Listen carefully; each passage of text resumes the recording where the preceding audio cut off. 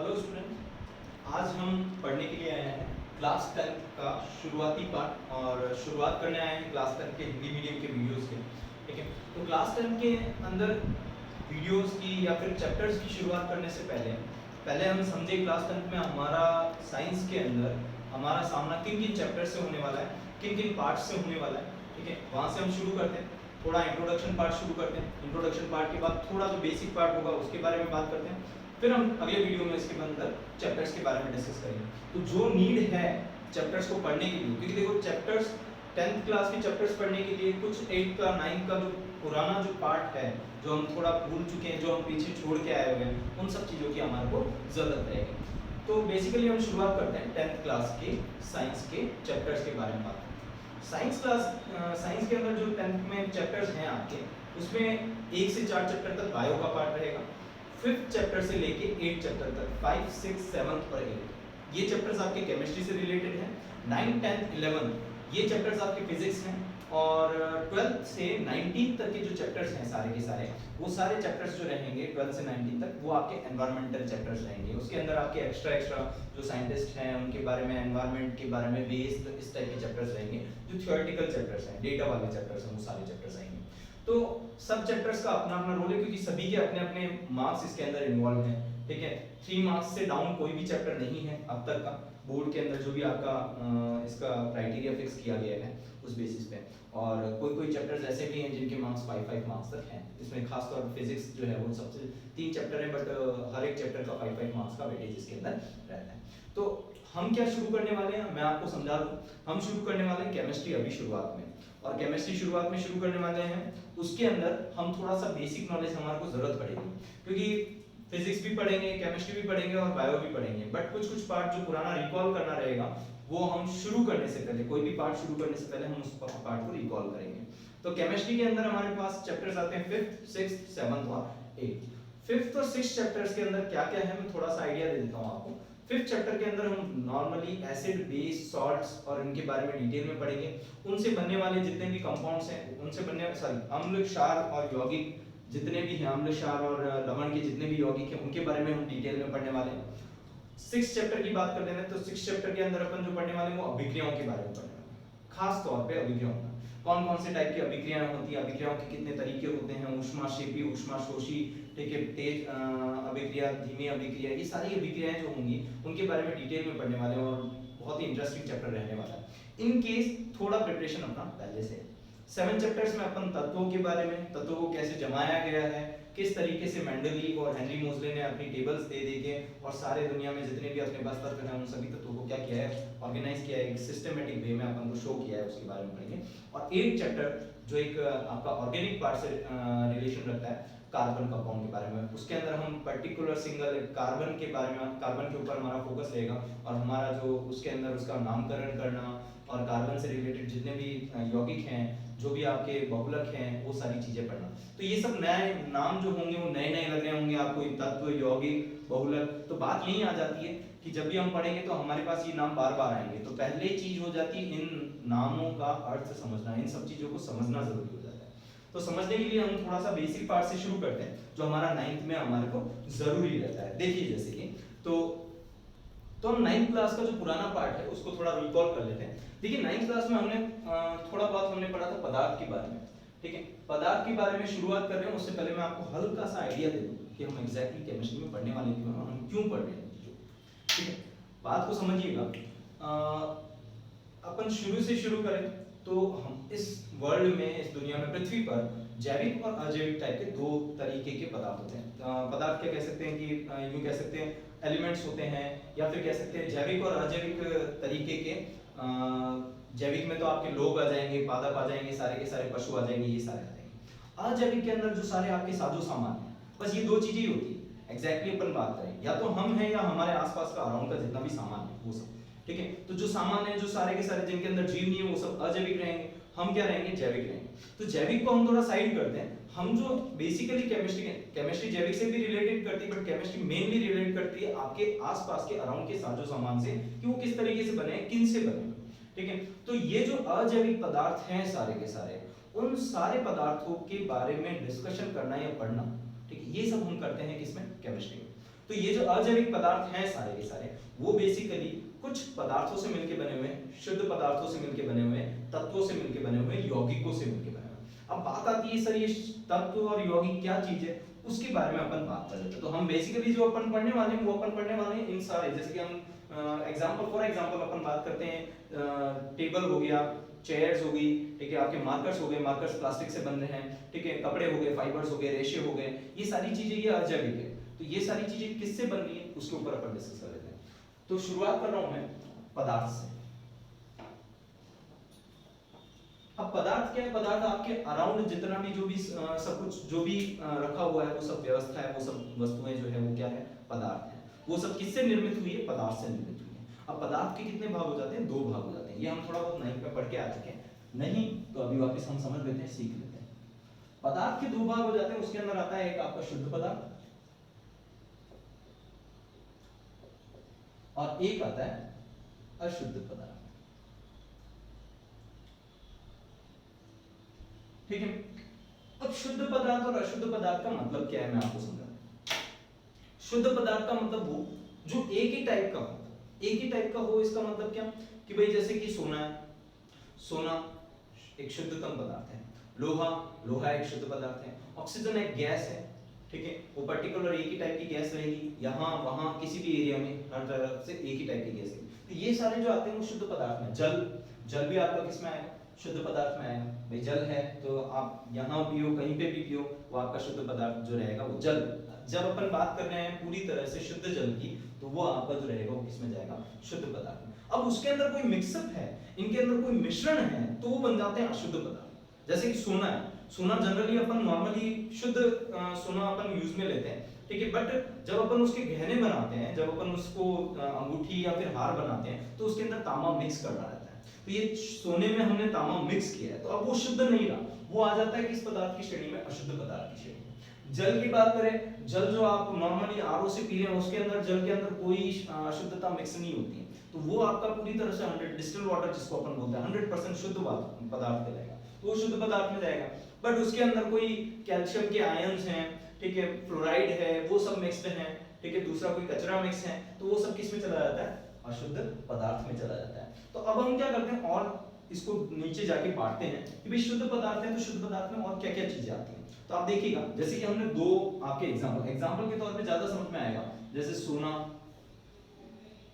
लोहा, है ना, चांदी, ये सारे तत्व या फिर ये सारे पदार्थ जो हैं, ये सारे पदार्थ शुद्ध पदार्थ में गिने। उसी के साथ हमने जल, नमक, शक्कर, ये अपने जो रह जाएंगे, ये अपने क्या रह जाएंगे, शुद्ध पदार्थों में रह जाएंगे। अब इसमें और इसमें भी क्या है, डिफरेंस है। वो अंतर क्या है, वो अंतर अपन पता कर लेते हैं। जैसे शुद्ध पदार्थ है तो शुद्ध पदार्थ के वापस अपन मैं 2 भाग कर देता हूं, एक तो हो जाता है तत्व और एक हो जाता है यौगिक। मेन फैक्टर जो है हमारा, जो हमें आज जो बेसिक समझना है, वो बेसिक समझना है ये 2 चीजों कि असल में ये तत्व और यौगिक होता क्या है। 9th क्लास से हम कंफ्यूज होते हैं, पढ़ते हैं पर रटते हैं, सब कुछ चीजें याद होती है फिर भी भूल जाते हैं। तो ये तत्व है क्या चीज है, यौगिक है क्या चीज है, बार बार आता है तत्व है, तत्व है, तत्व है, यौगिक। तो बात को समझिएगा, यहाँ पे हमारे पास 2 तरह की कैटेगरी है। आपके पास क्या है, 2 तरह की कैटेगरी है शुद्ध पदार्थ के। 2 तरह की कैटेगरी कौन सी, एक तो तत्व है, दूसरे आपके पास क्या है, अब तत्व और यौगिक में डिफरेंस क्या है। तत्व की अगर बात करें तो देखो, बात समझना, जब अपन जाएंगे बात करने नमक की, तो नमक का नॉर्मल जनरल फॉर्मूला अपन बोलते हैं NaCl, ठीक। जब अपन बात करने जाएंगे जल की, तो जल का नॉर्मल फॉर्मूला अपन क्या बोलते हैं, H2O। तो हमें ये समझ में आता है, जब अपन एक आपको अगर नहीं पता है तो आप इसे एक बार के लिए यूं याद कर लीजिए, आप समझ लीजिए कि जल को अपन क्या बोलेंगे, H2O केमिस्ट्री के फॉर्म में। और मैं आपको क्लियर करूंगा H2O क्या है, NaCl क्या है, ये सारी चीजें अपन तत्व जब अभी डिटेल में अपन पढ़ने वाले हैं उसके अंदर और क्लियर करूंगा। तो NaCl और H2O, यह 2 चीजें हमारे को समझ में आती है कि यहाँ पे इसको हम देखते हैं तो हमारे को 2 चीजें मिक्स में नजर आती है, एक तो Na और एक Cl। यहाँ पर हम जब देखते हैं तो 2 चीजें मिक्स आती है, एक तो हाइड्रोजन और एक ऑक्सीजन। थोड़ा बहुत हम 9th में पढ़ के आ चुके हैं, ठीक है। तो इसको हम हाइड्रोजन डिनोट करते हैं, इसको ऑक्सीजन डिनोट करते हैं, इसको सोडियम डिनोट करते हैं, इसको क्लोरीन डिनोट करते हैं। तो यहां से हमें ये समझ में आ रहा है कि ये जो है यौगिक, वो यौगिक जो है वो दो या दो से ज्यादा आप कह सकते हैं आपके तत्वों से क्या है, मिलकर बना हुआ है। अब बात आती है सर तत्व तो आपने समझाया नहीं, आप यौगिक समझा रहे, अब तत्व की कंडीशन समझिए कि तत्व क्या चीज होती है। हम यहाँ पे Na और Cl को मिक्स कर रहे हैं, तब जाके आपके पास क्या बन रहा है, NaCl बन रहा है। आप समझिएगा, दो तत्वों का मिश्रण, उसको आप क्या कर रहे हो, यौगिक के। तो मैं कहूं कि ये जो है ये क्या है आपका सोडियम का तत्व है। तो सोडियम तत्व की परिभाषा क्या दे सकता हूं, सोडियम तत्व वो चीज है जिसे किसी भी मिश्रण से या किसी भी तरीके से क्या नहीं किया जा सकता, आप रासायनिक अभिक्रिया के द्वारा निर्मित नहीं कर सकते। रासायनिक अभिक्रिया से द्वारा निर्मित नहीं कर सकते, उसका मतलब क्या कि जैसे हाइड्रोजन और ऑक्सीजन अगर आपके पास अगर लेबोरेटरीज में हो, ठीक है, तो आप उनको मिक्सचर करके पॉसिबल होगा कि आप कोशिश कर सकते हैं कि H2O बनाने की, बट हाइड्रोजन आप किसी रासायनिक अभिक्रिया के द्वारा निर्मित नहीं कर सकते। मतलब कि अभी यूं समझे अपन कि इस कमरे के अंदर अगर मेरे पास हाइड्रोजन नहीं है तो मैं किसी भी कंडीशन में हाइड्रोजन नहीं ला सकता। किसी दूसरे यौगिक से निर्मित करना एक अलग केस हो गया, बट अगर किसी भी आपकी किसी वस्तु के अंदर हाइड्रोजन निहित नहीं है इस कमरे के अंदर, तो मैं किसी भी कंडीशन में हाइड्रोजन को निर्मित नहीं कर सकता। जबकि अगर मेरे पास इस कमरे के अंदर हाइड्रोजन और ऑक्सीजन है और मेरे पास वो फिजिकल कंडीशंस हैं कि मैं उनको लेबोरेटरी में अभिक्रियाएं करवाऊं, ठीक है, और मिक्स करवाऊं या इलेक्ट्रोलाइसिस आपके कह सकते हैं आपकी विद्युत परिक्षेपण नहीं, अपन कहेंगे इलेक्ट्रोलाइसिस प्रोसेस को अपन विद्युत परिक्षेपण विधि के द्वारा अगर अपन इसको मिक्स करें, ठीक है, तो H हाइड्रोजन और ऑक्सीजन को मिक्स करने पर अपन फिर भी क्या निर्मित कर पाएंगे, जल का निर्माण कर पाएंगे। जैसे एक और एग्जांपल दे दूं आपको, Mg+O2, ये है मैग्नीशियम और ये है ऑक्सीजन, ये दोनों अलग अलग तत्व हैं। अब इन दोनों तत्वों को मिला के अपन क्या बना सकते हैं, MgO बना सकते हैं। इसका मतलब क्या है कि भाई आपने मैग्नीशियम को क्या किया है, जलाया है।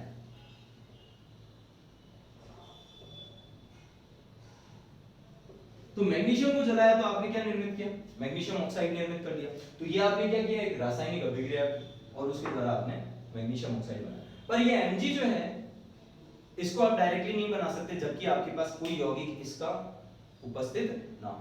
तो तत्व असल में क्या है, तत्व असल में वो चीज है जिसका निर्माण किसी रासायनिक अभिक्रिया के द्वारा नहीं किया जा सकता हो, जो पूर्णतः स्वतंत्र हो, वो तत्व कहलाएगा। दुनिया में सारी की सारी अजीब चीजें हैं, दुनिया में सारी की सारी जो वस्तुएं हैं वो सारी किससे निर्मित होती हैं, तत्वों से निर्मित होती हैं।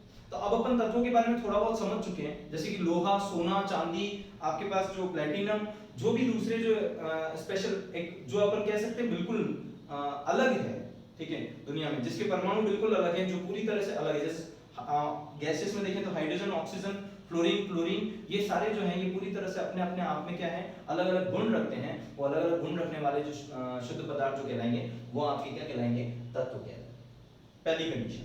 यौगिक की बात करें तो आप तत्व अगर समझ चुके हैं तो यौगिक समझने में आपको इतनी परेशानी नहीं आएगी। दो या दो से अधिक तत्वों को आप मिश्रित करके, दो या दो से अधिक तत्वों का मतलब क्या, जैसे शक्कर की बात करें, आपने कहा सर अभी तक तो आपने दो तत्वों को ही मिश्रित किया, आप शक्कर की बात करेंगे तो उसका फॉर्मूला रहता है C6H12O6। तो यहाँ हमने तीन तत्वों का मिश्रण किया, कार्बन, हाइड्रोजन और ऑक्सीजन। ये हमने अलग से ऐसा नहीं कि कार्बन लेके आए, हाइड्रोजन लेके आए और ऑक्सीजन लेके आए, ठीक है। इसके अंदर क्या है, ये आपका जो शक्कर निर्मित हुआ उसके अंदर इनके परमाणु निहित है, इन तत्वों के परमाणु निहित है, या फिर ये तत्व उसके अंदर क्या है, निहित है। जैसे नमक है तो नमक को निर्मित करने के लिए ऐसा नहीं कि सोडियम अलग से लाया जा रहा है और क्लोरीन उसके अंदर मिश्रित की जा रही है। ये प्राकृतिक तरीका है नमक बनाने का, नमक आपके प्रकृति से भी प्राप्त होता है, ठीक है, प्रकृति से ही प्राप्त होता है एग्जैक्टली। तो प्रकृति से जो प्राप्त हो रहा है, बट जब हम उसके अंदर चेक करते हैं तो हमें उसके अंदर दो तत्वों की अनुभूति होती है कि उसके अंदर सोडियम मिश्रित है और क्या मिश्रित है, क्लोरीन मिश्रित है। तो हम इसलिए इसको क्या नाम देते हैं, यौगिक, क्योंकि वो दो उसके अंदर दो तत्वों का मिश्रण उपस्थित है। यह बात हो जाती है अपनी खत्म किसकी, तत्व क्या होता है और यौगिक क्या होता है। कई सारे एग्जांपल्स हमने देख लिए, ठीक है, सारी चीजें हमने देखी। तो यहाँ तत्व और यौगिक के बारे में हम समझ चुके हैं। अशुद्ध पदार्थ के अंदर अपन दो भागों में बढ़ते हैं, समांगी और विषमांगी मिश्रण। यहाँ बात आ जाती है अशुद्ध पदार्थ का मतलब है मिश्रण। मिश्रण का मतलब सीधा सा है, ये तो आपका शुद्ध पदार्थ है, ठीक है। अब इसके अंदर आप मिश्रण करो शुद्ध पदार्थों के अंदर, जैसे जल था, मेरे पास शुद्ध जल है, शुद्ध जल के अंदर मैं एक्स्ट्रा कुछ भी मिला रहा हूँ, मिश्रण कर रहा हूँ, तो वो मिश्रण जो रह जाएगा वो आपका क्या रह जाएगा, अशुद्ध पदार्थ रह जाएगा। तो वो फैक्टर अभी हमारे काम कम आएगा, जैसे मैं उसके अंदर आगे नहीं बढ़ रहा हूँ। तो तत्व और यौगिक हमारे क्लियर हो जाते हैं। दो टर्म्स और आती हैं जो टर्म्स बहुत काम की है, वो टर्म्स है परमाणु और अणु। और ज्यादातर बच्चे तत्व, यौगिक, परमाणु, अणु, ये चार चीजें जो हैं, ये चार चीजों में कंफ्यूज रहते हैं कि ये है क्या चीजें।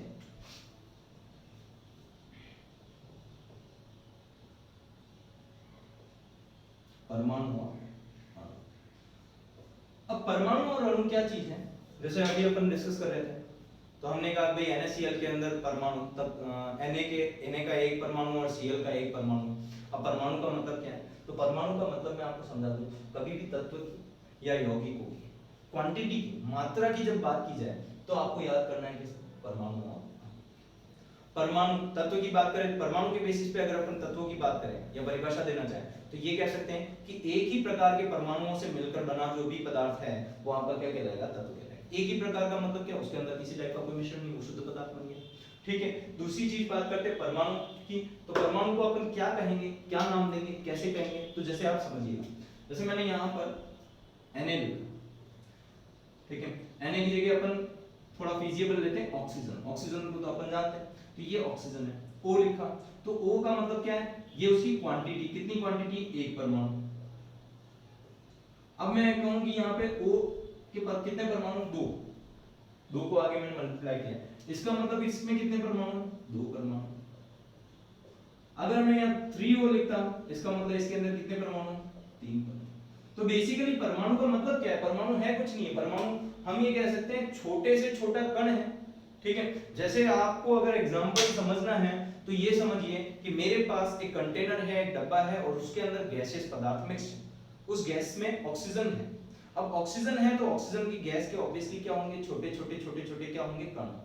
तो वो छोटे से छोटा कण, वो छोटे से छोटा ऑक्सीजन का कण, एक कण क्या कहलाएगा, एक परमाणु कहलाएगा। ऐसा कण जिसे और ज्यादा विभाजित नहीं किया जा सकता, वो कण, अविभाज्य कण जो आपका कहलाएगा, वो क्या कहलाएगा, परमाणु का कहलाएगा।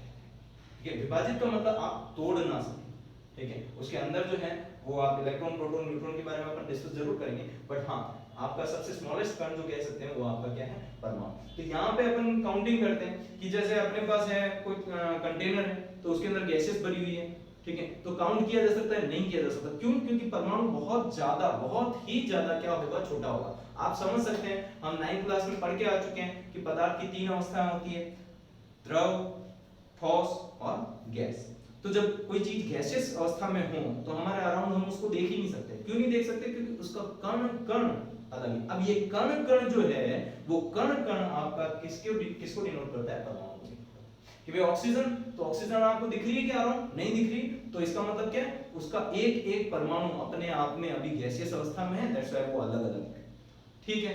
तो हम ये कहते हैं कि भाई ऑक्सीजन जो तत्व है उसकी मात्रा को दर्शाता है परमाणु, कि उसके कितने परमाणु उपस्थित है, 100 है, 200 है, 300 है, 10 लाख है, कितने हैं, क्वांटिटी को शो करेगा परमाणु। दूसरी बात आती है तो फिर अणु क्या चीज है, तो अणु ये है कि भाई अणु का मतलब ये है कि भाई जैसा तत्वों के अंदर केस था, यौगिकों के अंदर केस था, अणु का मतलब ये है कि दो या फिर दो से अधिक, दो या दो से अधिक परमाणुओं का मिश्रण जो आपका रहेगा वो आपका क्या कहलाएगा, अणु। अब केस समझिएगा, दो या दो से अधिक परमाणुओं का मिश्रण आपका क्या कहलाएगा, अणु। जैसे ऑक्सीजन की बात है। और दूसरा एक और परिभाषा मैं अणु की आपको दे देता हूं। अणु की परिभाषा ये रहेगी कि कोई भी तत्व या कोई भी यौगिक दुनिया में जिस अवस्था में उपलब्ध है वो उसकी अणु की कंडीशन में उपलब्ध है। वो जरूरी नहीं है उसकी परमाणु की कंडीशन में उपलब्ध हो। जैसे कि मेरे को ऑक्सीजन की बात की जाए तो ऑक्सीजन O के रूप में नहीं रहता, क्योंकि ऑक्सीजन की कंडीशन ये नहीं है कि वो एक परमाणु के रूप में रहे। तो एक परमाणु के रूप में रहे तो क्या होता है कि भाई ये कितने परमाणुओं के साथ, दो परमाणु इसके अंदर आपस में मिश्रित रहते हैं हमेशा, तो ये द्विपरमाणु अवस्था कहलाती है और ये उसका क्या कहलाएगा, अणु। क्योंकि दुनिया में, इस वर्ल्ड में ये O2 के रूप में उपलब्ध है। हाइड्रोजन की भी बात करें तो हाइड्रोजन भी आपके कितने रूप में रहता है, 2 परमाणुओं के साथ रहता है। अभी मैं एक फॉर्मूला लिखने वाला हूं H2O, ये मेरे पास क्या है, यौगिक, क्या है मेरे पास, यौगिक। भाई H2O क्या है, यौगिक। क्यों है यौगिक, क्योंकि इसके अंदर क्या मिश्रित है, 2 तत्व मिश्रित हैं। कौन कौन से तत्व मिश्रित हैं, हाइड्रोजन और कौन सा, ऑक्सीजन। ठीक है, यहां बात समझ में आती है। परंतु दूसरा केस बताता हूं, इसके अंदर कितने परमाणु उपस्थित हैं, तो इसके अंदर 3 परमाणु उपस्थित हैं।